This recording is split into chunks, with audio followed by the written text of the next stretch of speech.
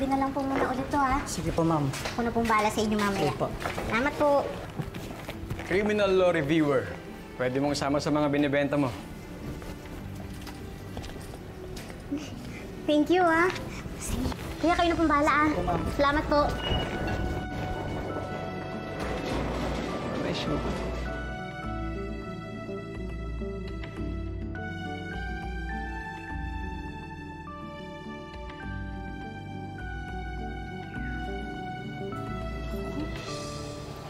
Kulang pa rin ng pang tuition ko, eh.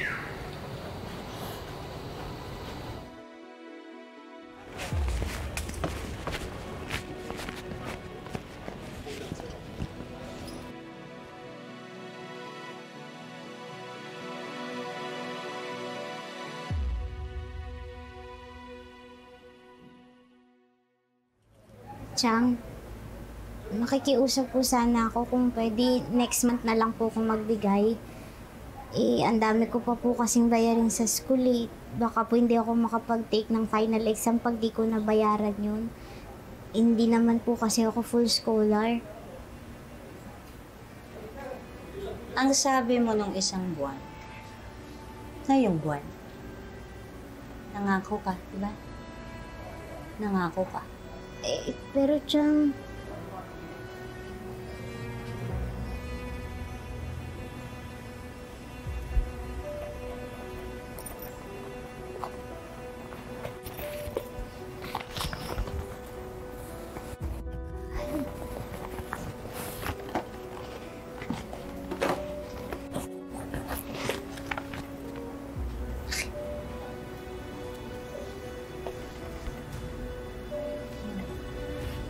Bibigay din.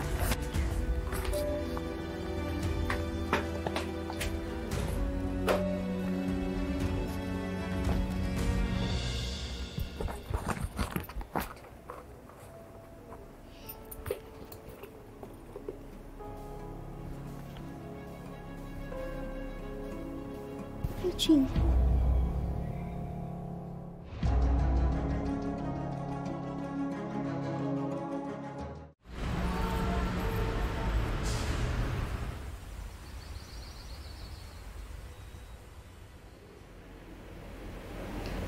Ma'am, sige na po. Payagan niyo na po kung mag-promissory note.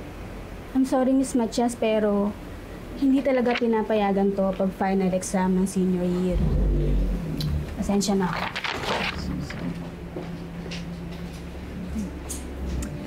So, hindi ka na raw makakapag-exam, Lilet? Oh, paano ba yan? Hindi ka na magiging abogado. Mabilis akong wala kang sabihin maganda. What? Tumahimik na lang ako? Really, Bonnie? Yan talaga ang ipapalit mo sa akin? I don't know what you see in her. Eh, nandito naman ako sa harapan mo, oh. Latest and upgraded quality na nga. Nag-downgrade ka pa? Alam mo, pwede na nga kitang kasuhan ngayon pa lang ng unjust vexation, eh. Baka hindi pa matuloy yung pag-abogado mo dahil sa kawalan mo ng good moral character.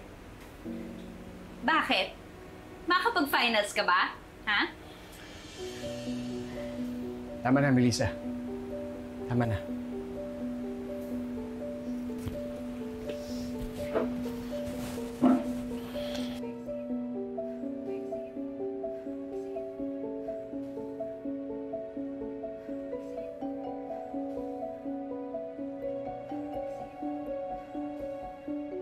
What? What are you looking at?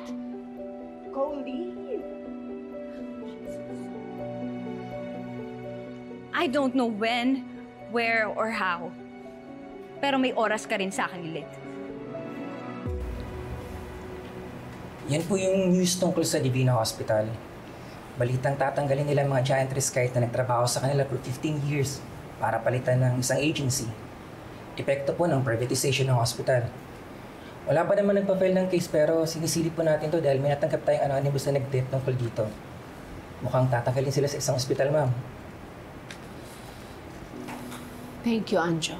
I'll go ahead po.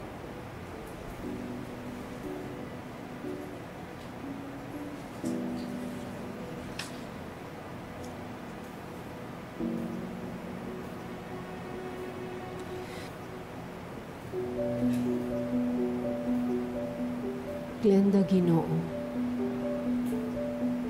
Sounds familiar.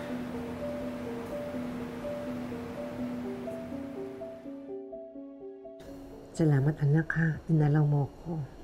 Ikaw ha, kailangan ko pang tawagan si Emong para sabihin na dalawin mo ko. Miss na kita. I miss you too, Tinang.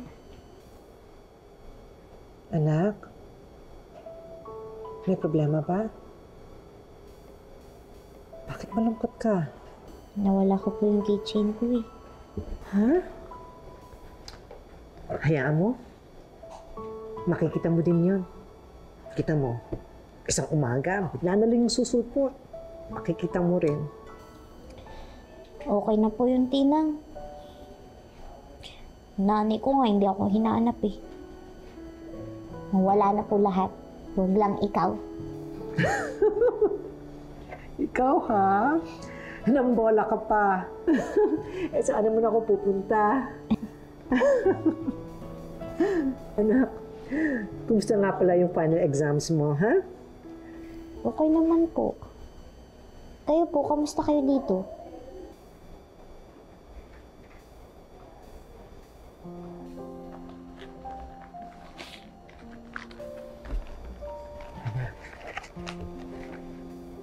Dagdag mo yan para ang gastos mo, ha? Tinang.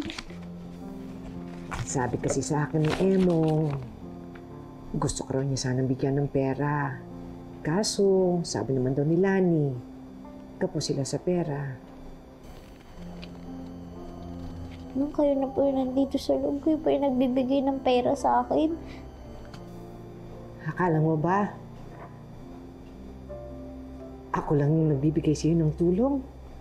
Anak, sobra-sobra yung tulong na ibinibigay mo sa akin dito sa loob. Maraming beses na gusto ko na sanang sumuko.